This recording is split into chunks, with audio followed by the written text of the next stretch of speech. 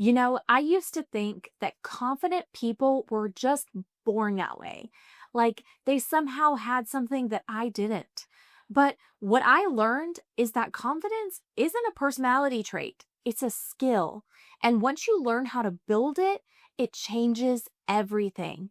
You see, confidence affects how you show up in meetings at your workplace, how you speak to people anywhere you go, even how you pursue your calling. It determines how you step forward or shy away. And the truth is, most people are capable, they're gifted, and they're talented, but they're stuck because they don't believe they are those things. You see, confidence isn't built by chance, it's built by choice. So, in this video, I'm breaking down 5 ways to start building real confidence. The kind that's anchored in who God says you are, not fake, inconsistent confidence. The kind that doesn't depend on how many likes you get or who even notices you. And if you stick around to the end, I've got a bonus confidence booster that may actually be the most powerful one of all. And honestly, it's probably not what you think. But if you've been battling with self doubt, second guessing yourself, or feeling like you're not enough, then this message is for you because you're about to get your confidence back. All right. Let's start with the first way to build real confidence because this one alone can shift the way you see yourself. And it is renewing your mind with God's word. You see, confidence is an inside out process. You can't perform your way into lasting confidence. You have to believe your way into it. Romans 12:2 says, "Be transformed by the renewing of your mind." This is not just a verse, it's a strategy. Every day, your mind is being shaped by culture, by comparison, even by comments online.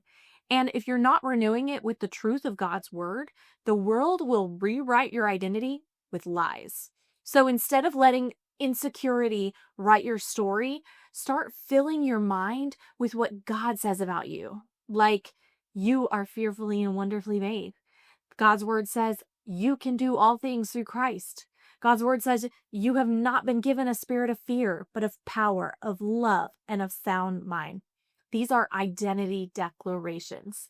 You can't think small and live big, right? And if you want to feel confident externally, you have to start building your faith internally. Here's something simple that you can do. Create a confidence confession list. Write down 10 truths from God's word about who you are and read them out loud every morning. Actually, you know what? I already created one like this. It's a PDF of confidence boosting affirmations, along with several other affirmations and scriptures that you can declare to build your confidence. Just click the link in the description to get this free PDF right now. And feel free to add to the list, but this will help you get started. Because what you speak consistently becomes what you believe deeply. Okay, number 2 is keep small promises to yourself. You see, confidence grows when you can trust in yourself. Most people think confidence comes from achievements, and it does help, but it actually comes from integrity with yourself. Every time you say you'll do something and you follow through, your brain records that evidence as "I can count on me." But every time you quit early and break your word, your brain records the opposite. It says, "I can't be trusted," right?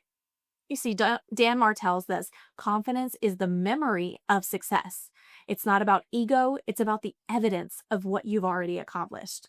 So start small. Start one realistic goal per day. Show up, follow through, and keep your appointments with yourself the same way that you would keep them with anyone else. When you do that, your confidence doesn't come from hoping, it comes from your history. You can look back and say, "I've done it before, I can do it again," right? And here's just the spiritual side of things. Even God models this for us. He keeps his word. And when you do the same, you reflect his nature. That's the root of godly confidence. All right, you ready? Number 3 is to step out of your comfort zone.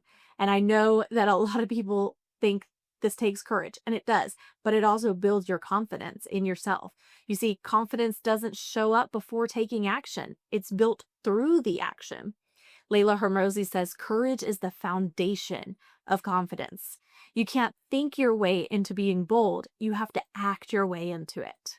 The reason so many people feel stuck is because they're waiting to feel ready. But feeling ready is a myth. You may never feel ready, but confidence grows in that motion, not in the waiting. If God's calling you to something that intimidates you, starting the business, speaking up, launching your channel, stop waiting for certainty. Step out in action and confidence will come as you go. Ooh, there's a bug. Sorry. When Peter stepped out of the boat, he didn't wait for the calm water. He stepped out in the storm.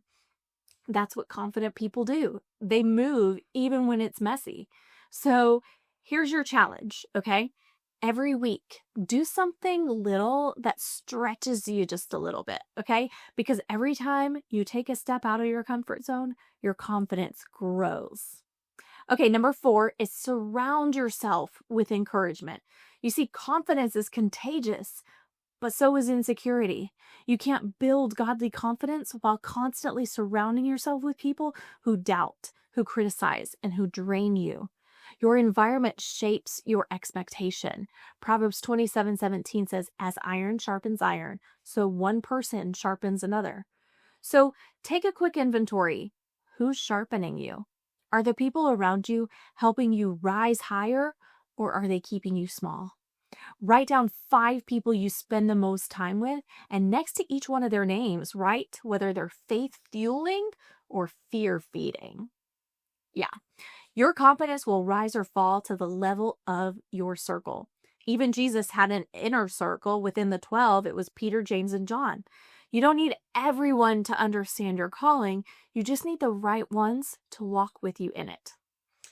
Are you ready for number 5? Okay, number 5 is practice gratitude and celebrate your progress. You see, gratitude is one of the most overlooked confidence builders.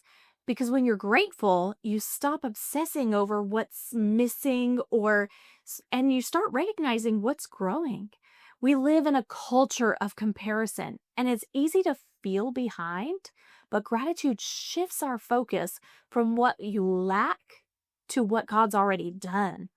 Every step counts. Every small victory matters. So at the end of each week, write down 3 wins from the week, and it doesn't matter how small they are.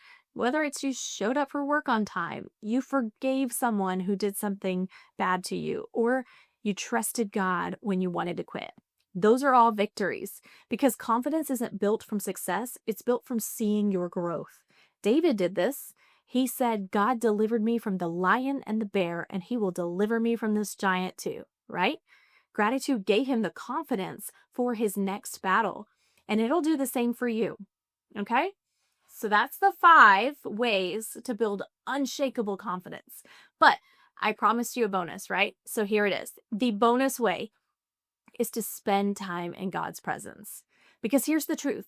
None of the other 5 will work fully without this one. Confidence isn't the absence of fear. It's the awareness of God's presence. When you spend time with God, you start to see yourself through his eyes. And in his presence, fear flees. In his presence, your perspective changes. You remember that you're not showing up alone. You're showing up backed by heaven. So make time for God every day, not out of obligation, but out of a relationship with him.